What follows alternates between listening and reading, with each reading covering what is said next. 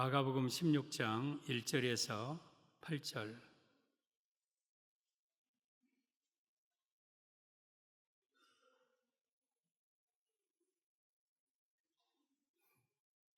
함께 말씀을 받습니다. 마가복음 16장 1절 시작. 안식일이 지남에 막달라 마리아와 야고보의 어머니 마리아와 또 살로메가 가서 예수께 바르기 위하여 향품을 사다 두었다가 안식구 첫날 매우 일찍이 해 돋을 때에 그 무덤으로 가며 서로 말하되 누가 우리를 위하여 무덤 문에서 돌을 굴려주리요 하더니 눈을 들어본즉 벌써 돌이 굴려져 있는데 그 돌이 심히 크더라. 무덤에 들어가서 흰옷을 입은 한 청년이 우편에 앉은 것을 보고 놀라매 청년이 이르되 놀라지 말라. 너희가 십자가에 못 박히신 나사렛 예수를 찾는구나. 그가 살아나셨고 여기 계시지 아니하니라. 보라, 그를 두었던 곳이니라. 가서 그의 제자들과 베드로에게 이르기를 예수께서 너희보다 먼저 갈릴리로 가시나니 전에 너희에게 말씀하신 대로 너희가 거기서 배우리라 하라 하는지라. 여자들이 몹시 놀라 떨며 나와 무덤에서 도망하고 무서워하여 아무에게 아무 말도 하지 못하더라. 아멘. 오늘 제목은 무덤에서 일어난 일의 의미라는 제목으로 말씀을 드리겠습니다. 예수님께서 금요일 우리 시간으로 오후 3시에 십자가에 못 박혀 죽으셨습니다. 그리고 아리마대 사람 요셉이라는 사람이 빌라도에게 예수님의 시체를 달라 하여서 그 시체를 자기를 위해서 판 묘실에 예수님의 시체를 장례에 지냅니다. 그리고 그 무덤을 큰 돌로 굴림이 막고 그리고 인봉해서 그 누구도 무덤을 열지 못하게 합니다. 그 로마 군병들이 4명씩 4패 24시간 철통같이 예수님의 무덤을 지켰습니다. 혹시 누가 예수님의 시체 가져가고 부활했다고 할까봐.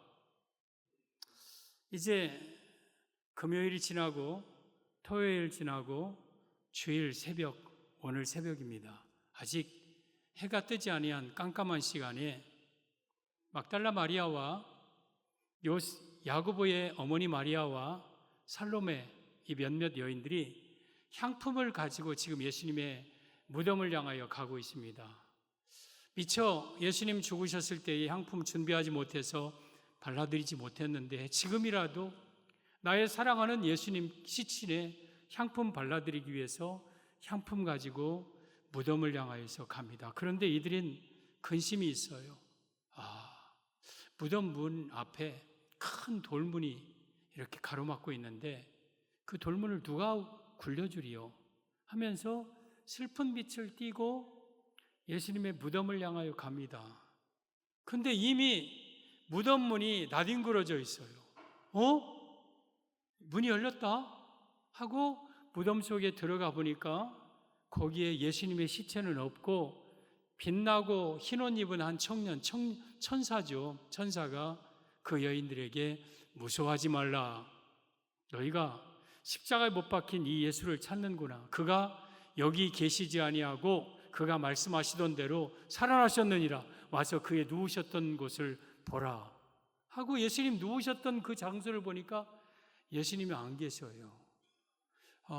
그러면서 그 천사가 제자들과 베드로에게 가서 예수님 너희보다 먼저 갈릴리로 갈 터인데 갈릴리에 가서 예수님을 볼 것이다. 그러자 이 여인들은 막 무덤에서 두려움과 떨림으로 이제 무덤에서 내려오는 내용이 오늘 본문의 내용입니다. 오늘 제목은 예수님의 무덤에서 일어난 일인데 이 일은 2000년 전에 실제적으로 일어난 일이고 이 역사적인 사실입니다. 오늘 부활주의를 맞이하여 우리 사랑하는 온 성도들에게 이 부활의 은혜가 여러분에게 덧입혀지기를 예수님의 이름으로 축복합니다.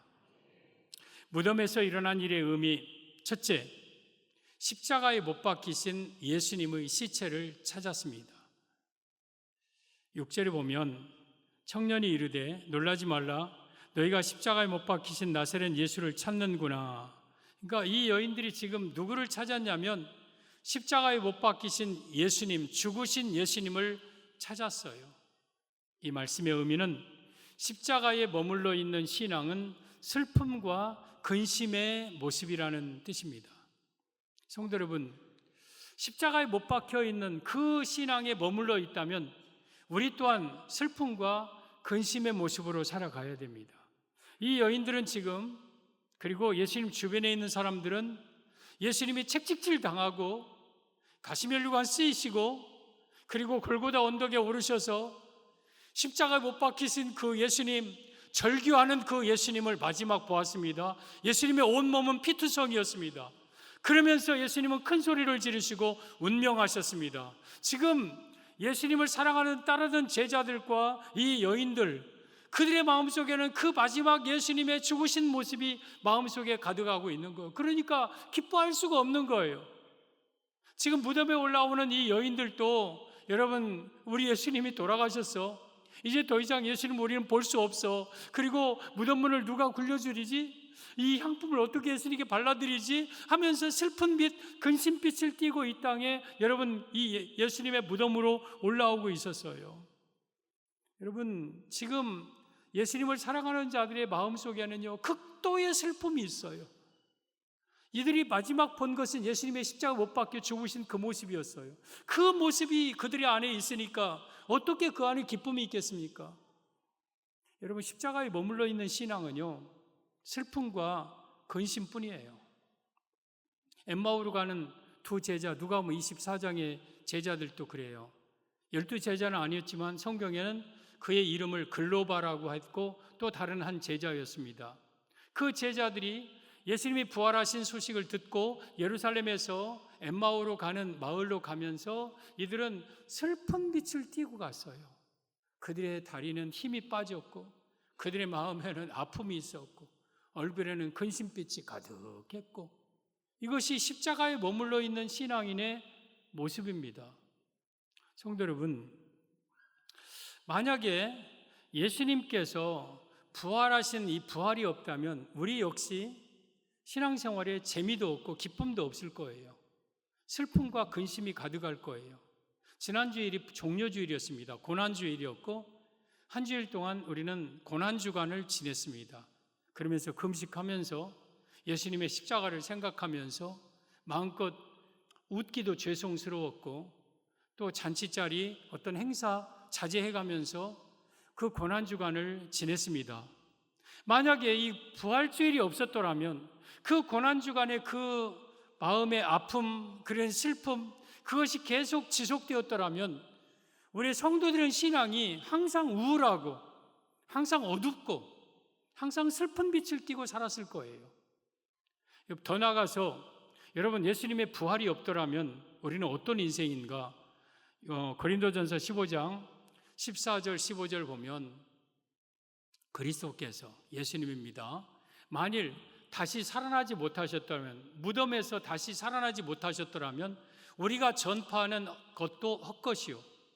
지금 이 강대상에서 제가 선포하고 있는 이 말씀은 헛것이에요. 헛것. 또 너희의 믿음도 헛것이며, 우리 부활이 없다면 여러분의 믿음도 헛것이에요. 헛것. 헛 믿음 가지고는 구원이 없는 거예요. 그리고 15절, 또 우리가 하나님의 거짓 증인으로 발견되리니 우리가 하나님이 그리스도를 다시 살리셨다고 증언하였습니다. 목사님들은 다 사기꾼으로, 다 거짓 증인으로 다 잡혀가야 돼요. 당신 왜 부활도 안 한 예수를 부활했다고 성도들을 현혹시켜서 그렇게 미혹시키느냐? 그러면서 검찰, 경찰에서 목사들 다 잡아가야 돼요. 왜 유언비어 납포하고 거짓말을 선포해서 선동하느냐? 여러분, 예수님의 부활이 없다면요, 제가 전파하는 이 설교도 헛것이고 여러분의 믿음도 헛것이고 또한 저는 거짓 증인으로 발견되어 감옥에 들어가야 되고 그래요. 이게 부활이 없는 모습이에요. 그리고 17절 18절 더 나아가서 그리스도께서 다시 살아나신 일이 없으면, 예수님이 무덤 속에서 다시 살지 못했더라면 너희의 믿음도 헛것이요, 반복 기법이죠. 여러분의 믿음이 헛것이에요. 또 너희가 여전히 죄 가운데 있을 것이요. 부활이 없다면, 십자가만 있다면 여전히 우리는 죄 가운데 있는 자다. 그리고 또한 그리스도 안에서 잠자는 자들, 예수님 믿고 죽은 자들도 다 망한 자들이다.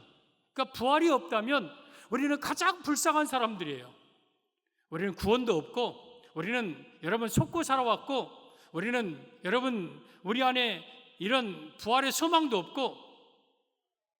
성도 여러분, 만약에 부활이 없었더라면 우리는 가장 슬픈 빛 인생을 띠고 살아가야 돼요. 나의 사랑하는 예수님이 죽으셨어. 책찍질 당하고 고문당하고 온몸에 피투성이 되어서 나의 아버지, 나의 하나님, 나의 예수님이 죽으셨어.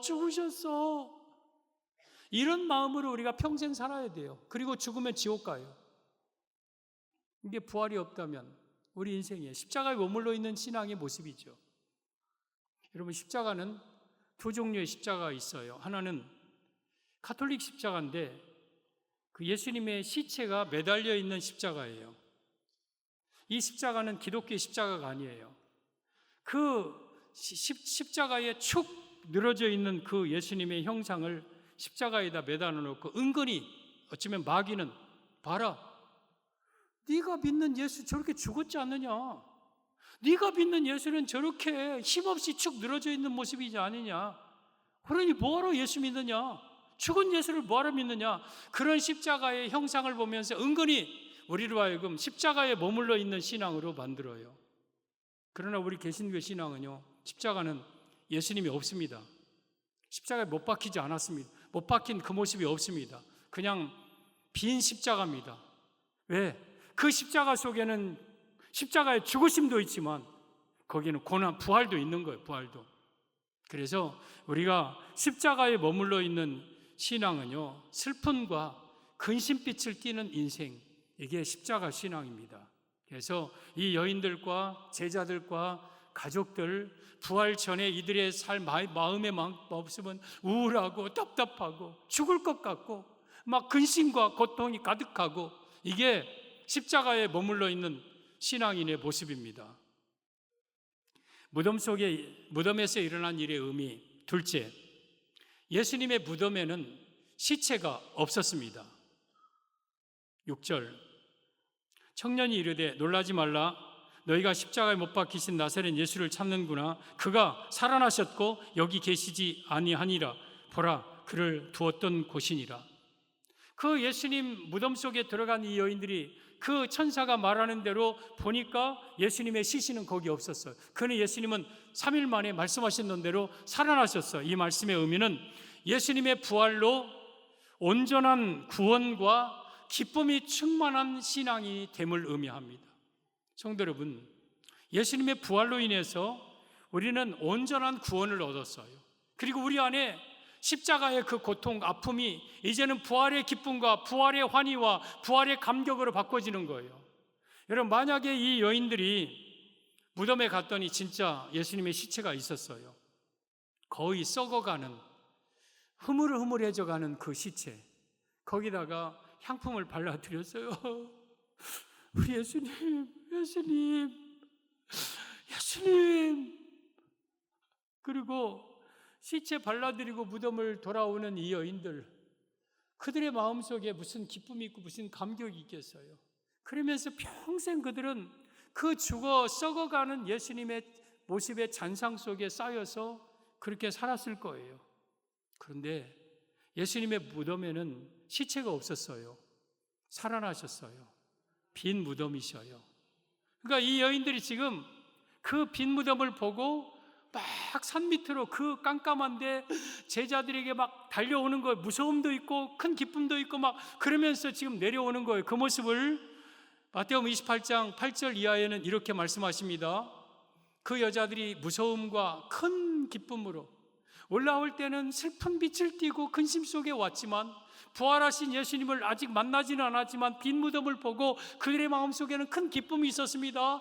빨리 무덤을 떠나 제자들에게 알리려고 다름질할새 예수께서, 부활하신 예수님이 그들을 만나 이르시되 평안하냐 하셨어요. 예수님이 내 앞에 딱 나타난 거예요. 그러면서 너에게 평안을 선포하는 거예요. 여자들이 나아가 그 발을 붙잡고 경배하니 10절에 이에 예수께서 이르시되 무서워하지 말라. 가서 내 형제들에게 갈릴리로 가라 하라. 거기서 나를 보리라 하시니. 지금 십자가에 머물러 있던 이 여인들은 슬픔과 고통과 아픔이었지만 예수님, 부활하신 예수님을 만나고는 그들의 마음속에 큰 기쁨이 넘쳤습니다. 그리고 예수님의 평안이 임했습니다. 그리고 무서워하지 말라는 것은 무서움, 두려움, 또한 근심, 걱정 이런 것들이 다 사라집니다. 여러분이요, 부활신앙을 가진 자들은요, 슬픈 빛의 인생이 아니라 기쁜 빛의 인생, 감격의 인생, 환희의 인생, 평안의 인생, 여러분 기쁨의 인생으로 바꿔지는 거, 이게 부활이에요. 부활. 우리 성도들은요, 날마다 근심하면서 우울하게 여러분 어둡게 사는 것이 아니에요. 부활의 소망을 가지고 이 부활의 주님이 주신 이 큰 기쁨, 그리고 더 나아가서 부활을 통해서 온전하게 이루어진 구원의 감격을 가지고 살아가는 거예요. 구원은요, 십자가로만 얻어지는 게 아니에요. 십자가의 죽으심으로만 구원이 이루어지는 게 아니라 부활로 그 구원이 완성되는 거예요. 완성. 베드로전서 1장 3절 4절을 보면 우리 주 예수 그리스도의 아버지 하나님을 찬송하리로다. 그의 많으신 긍휼대로 예수 그리스도를 죽은 자 가운데서 십자가 못 박혀 죽으시고 무덤 속에서 부활하게 다시 살아나심으로 말미암아서 우리를 거듭나게 하사, 거듭났다는 것은 우리가 구원받았다는 뜻이죠. 내가 새로 태어났다는 것이죠. 중생했다는 것이죠. 무엇으로 우리를 거듭나게 했습니까? 십자가의 죽으심과 부활로 인해서 우리를 거듭나게 하셨어요. 그래서 이 부활은 구원을 완성시킨 거예요. 그리고 거듭나니까 우리에게 뭐가 생겼습니까? 산 소망이 생겼어요. 여러분, 산 소망이 있다면 죽은 소망도 있는 거예요. 이 땅에 돈 많고 이 땅에 잘 먹고 잘 살고 이런 것은 다 살아있는 소망이 아니, 잠시 이 땅에 사라질 소망들이, 이거 어쩌면 죽은 소망이. 진정한 산 소망은 뭡니까? 4절에 보면 썩지 않고 더럽지 않고 쇠하지 아니하는 유업, 저 천국을 내가 있게 하신다. 무엇으로? 내가 거듭남으로 말미암아 십자가의 죽으심과 부활로 내가 거듭나서 산 소망이 있는데 그 소망은 썩지 않고 쇠하지 않고 더럽지 않는 그러한 천국의 소망을 잊게 하셨다. 곧 너희를 위하여 하늘에 간직하신 것이라. 천국에 있는 그 소망, 하늘나라, 이 소망을 뭘로 얻게 하셨느냐? 부활로 얻게 하신 겁니다. 그래서 이 부활은 슬픈 빛의 인생을 기쁜 빛으로 바꿔주셨고요. 또 이 부활은 여러분 어쩌면 미완성의 구원을 완성시켜서 우리로 하여금 진정한 천국의 소망을 가지고 천국 백성 되게 한 것이 바로 이 부활입니다. 누가복음 24장에 엠마오로 가는 두 제자가 슬픈 빛을 띠고 마음의 답답함과 근심 속에 이제는 우리 스승 예수님을 볼 수가 없어. 그분의 말을 들을 수가 없어. 그러면서 답답하게, 근데 누가 부활했다는 소리를 들었는데 그 말은 아직 믿기지가 않아. 그러면서 엠마오로 가는데 어떤 분이 옆에 딱 같이 동행을 합니다. 그러면서 그분이 성경을 가지고 구약의 말씀, 신약 뭐 이런 말씀 가지고 예수님에 대해서 해석을 해줘요. 그런데 이 말을 듣는데 마음이 뜨거워져요. 이분이 보통 분이 아닌 것을 이들이 알아요. 그래서 그분에게 선생님, 우리가 여기서 엠마오 이 마을에서 머물 건데 우리와 같이 여기서 머물면서 식사하고 좀 같이 주무십시다 했더니 그분이 그러면서 같이 이제 식당에 주막에 들어갑니다. 그러면서 음식을 넣고 그분이 축사를 하십니다. 감사 기도를 하신 거예요. 그 순간 이 두 제자의 눈이 딱 떠집니다. 예수님이네. 부활하신 예수님이네. 그러자 예수님은 사라집니다. 그때 이 제자들이 길에서 우리에게 말씀하시고 성경 풀어주실 때에 우리 마음이 뜨겁지 아니하더냐? 우리가 부활하신 예수님과 오늘 한나절 동안이나 동행했어. 부활하신 예수님을 가서 전하자 하면서 그 길로 다시 예루살렘으로 그 밤에 올라갑니다. 10km 되는 길을 막 뛰어가서 제자들이 있던 방에 들어가서 선생님들, 제자들이요, 예수님이 부활하셨어요. 부활하신 예수님을 내가 만났어요. 부활했어요. 예수님 다시 살아났어요. 우리에게 말씀해 줄 때 우리 마음이 뜨거웠고 우리가 부활한 주님을 만났어요. 그들의 마음에는 어느 순간 슬픈 빛도 사라지고 근심빛도 사라지고 감격과 흥분과 기쁨이 충만하여서 부활의 소식을 제자들에게 전하는 모습, 이게 부활신앙의 모습이에요. 여러분이요, 우리 마음속에 부활하신 예수님을 내가 진정 만나고 예수님을 모시고 살아간다면 항상 우리 안에는 이런 기쁨, 이런 감격, 이런 흥분, 이런 것이 우리 안에 있어야 돼요. 주체할 수 없는 그 부활의 기쁨이, 감격이 넘쳐야 돼요. 왜? 그분은 나를 부활로 인해서 완전히 구원을 완성시켜 주신 살아계신 예수님, 우리는 죽은 예수님이 아니라 지금도 살아계신 부활하신 예수님을 믿는 자이기 때문에. 성도 여러분, 부활신앙은요, 우리의 기쁨을 그리고 우리의 구원을 완성해 주는 게 부활이에요. 부활. 여러분, 우리가 예수님이 우리 십자가에서 못 박히셨다가 3일 만에 2000년 전에 부활하셨습니다. 그 부활과 우리와는 어떤 관계가 있는가? 고린도전서 15장 20절을 보면, 그러나 이제 그리스도께서, 예수님입니다, 죽은 자 가운데서 다시 살아나사, 예수님이 십자가에 못 박혀 죽으시고 무덤에 들어갔다가 다시 살아났습니다. 그리고 잠자는 자들의 첫 열매가 되셨다. 잠자는 자들은 예수님 안에서 죽은 자들을 잠자는 자라고 그랬어요.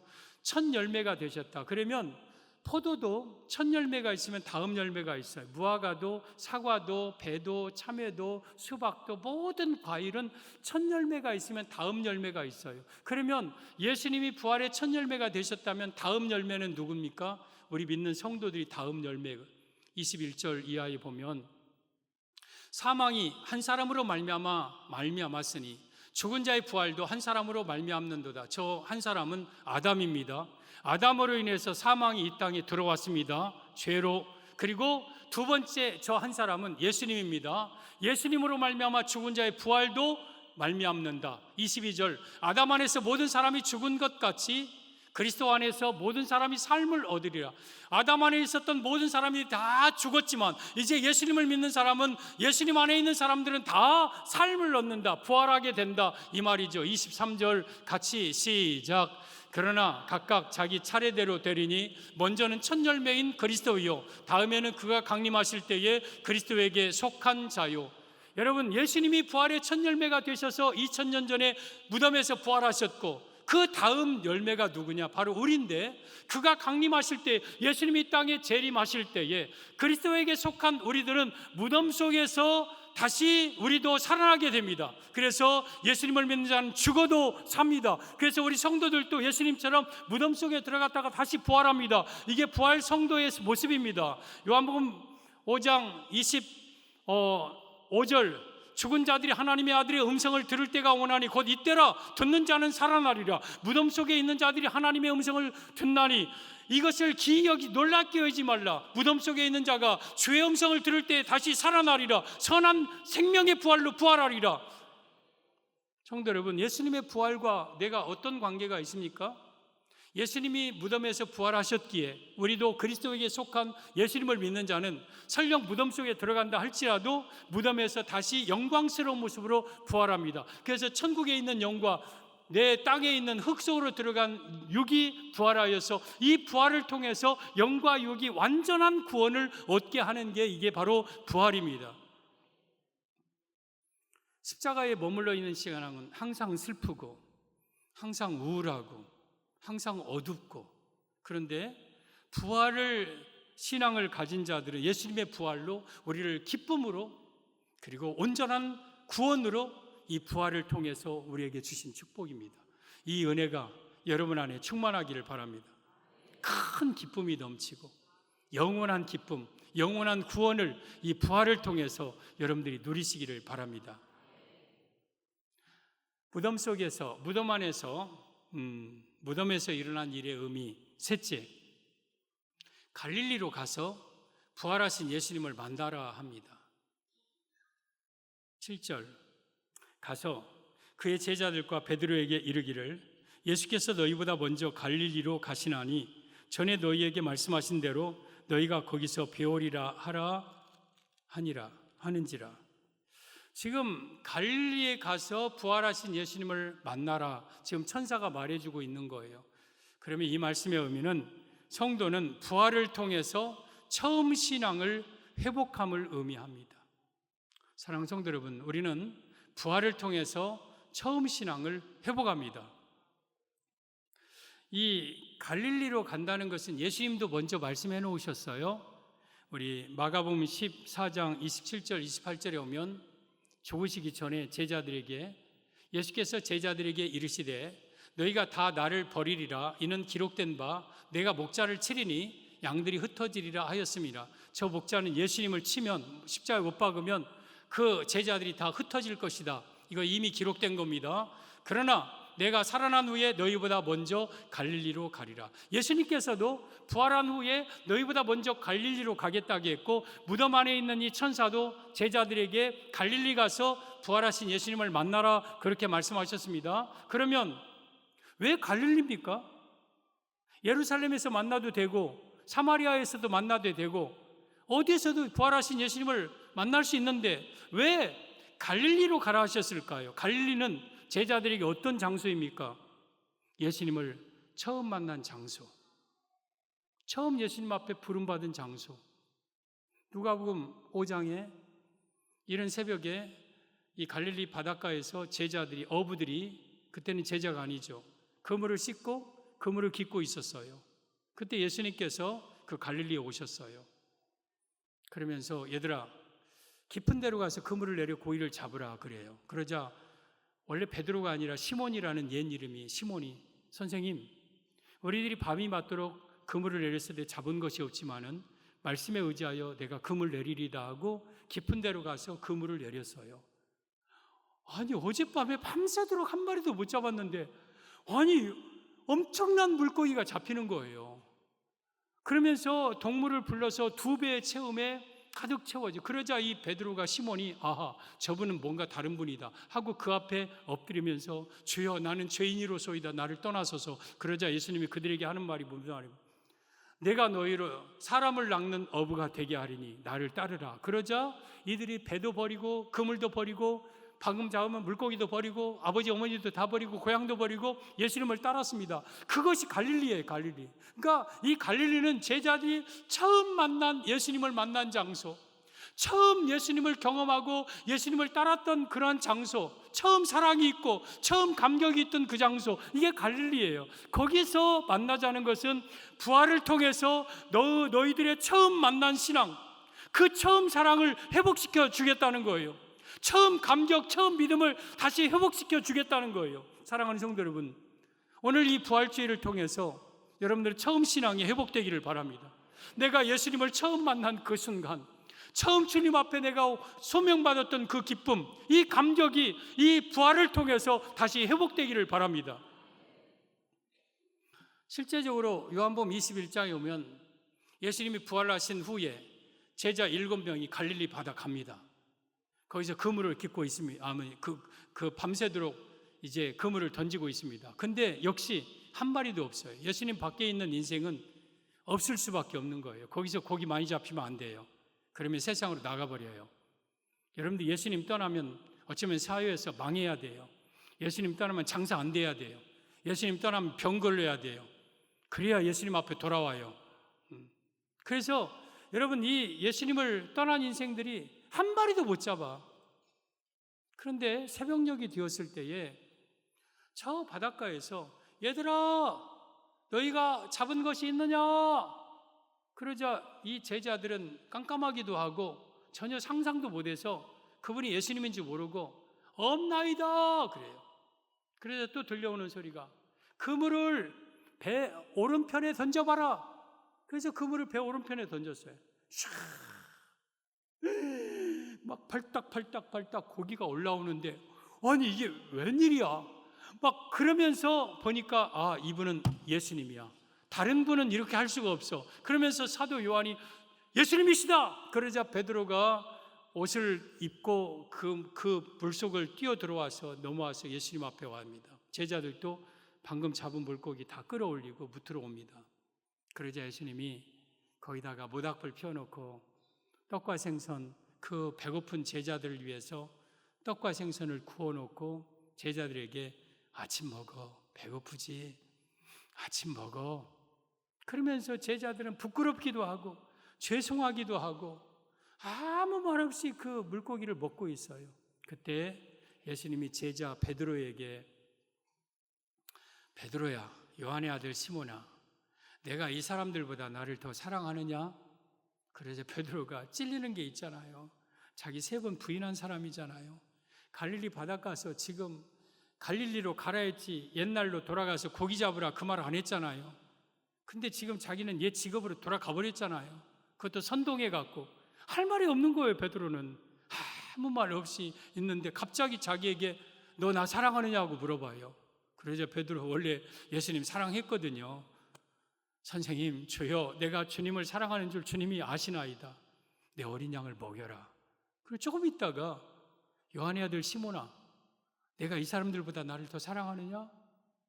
예, 예수님, 내가 예수님 사랑하는 줄 주님이 아시지 않습니까? 내 양을 치라. 또다시 똑같은 질문을 3번 하셔요. 요한의 아들 시몬아, 내가 나를 사랑하느냐? 그러자 베드로가 근심하면서 주님, 내가 주님 사랑하는 줄 주님이 아시지 않습니까? 그러자 내 양을 먹이라. 이런 3번의 다시 재소명을 주십니다. 그 장소가 갈릴리예요. 어쩌면 내가 처음 만난 장소도 갈릴리고, 그리고 내가 시리에 빠지고 때로는 낙심하고 비틀거리다가 다시 돌아와서 부활하신 예수님을 만난 장소도 갈릴리고. 성도 여러분, 우리가 이 갈릴리, 영적 갈릴리, 내가 예수님을 처음 만났을 때 그 신앙, 그 감격, 그 기쁨, 그 감격을 회복해야 되고, 다시 내가 부활하신 예수님을 통해서 잃어버렸던 그 신앙, 잃어버렸던 그 소명, 잃어버렸던 그 처음 사랑 감격을 다시 회복해야 돼. 그래서 갈릴리로 가라 하신 거예요. 이 부활을 통해서 여러분들은 잃어버렸던 처음 신앙과 처음 믿음을 다시 회복하기를 바랍니다. 우리는 다시 살아나야 돼요. 내 신앙은 다시 회복해야 돼요. 다시 뜨거워져야 돼요.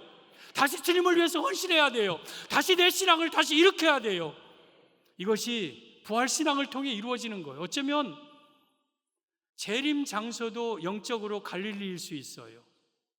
갈릴리에서 정말 처음 신앙과 처음 믿음을 회복하여서 예수님의 재림을 간절히 기다리다가 그 상태로 예수님이 그 상태에 있는 나에게 오셔서 우리를 천국으로 인도하는, 나에게 영적 고향과 같은 영적 이 갈릴리, 이 갈릴리가 여러분 우리의 신앙에 여러분 본향이 돼야 되고, 예수님을 만나는 장소고, 처음 사랑과 처음 믿음, 다시 내가 예수님 만났을 때 그 감격을 다시 회복하는 장소가 이 갈릴리예요. 성도 여러분, 오늘은 부활주일이에요. 여러분에게도 갈릴리로 가라고 하시는 줄 하고 있어요. 지금 목사님, 갈릴리, 나에게는 갈릴리가 어디냐? 맞아, 나 그때 처녀 때, 총각 때, 맞아, 나 그때 정말 내 예수님께 헌신하면서 예수님을 위해서 눈물을 흘렸던 그 나의 뜨거운 그 신앙의 장소, 그 갈릴리를 지금 다시 회복시켜 주는 거예요. 그래서 우리 성도들이요, 이 부활을 통해서 여러분의 처음 신앙이, 처음 믿음이 회복되는 역사가 있기를 바랍니다. 십자가의 신앙에 머물러 있는 자들은 항상 슬퍼요. 항상 근심빛을 띠어요. 마음이 항상 우울하고 답답하고 어두워요. 그런 자가 부활까지 나가야 됩니다. 그래야 슬픈 빛의 인생이 기쁜 빛의 인생이 돼요. 그리고 절망과 좌절과 낙심의 인생이 소망과 희망과 기쁨의 인생으로 바꿔져요. 그리고 구원이 완성. 그리고 날마다 이 부활을 통해서 나의 처음 사랑과 처음 믿음이 회복되어지는 역사가 이 부활 신앙을 통해 이루어지는 겁니다. 우리 성도 여러분, 여러분의 처음 신앙, 처음 믿음을 다시 일으키기를 바랍니다. 다시 살아나기를 바랍니다. 그래서 다시 한번 내가 예수님 처음 만났을 때의 그 감격과 그 기쁨, 그 환희, 그 감격, 여러분 안에 이 부활을 통해서 다시 회복되어지는 역사가 있기를 예수님의 이름으로 축복합니다.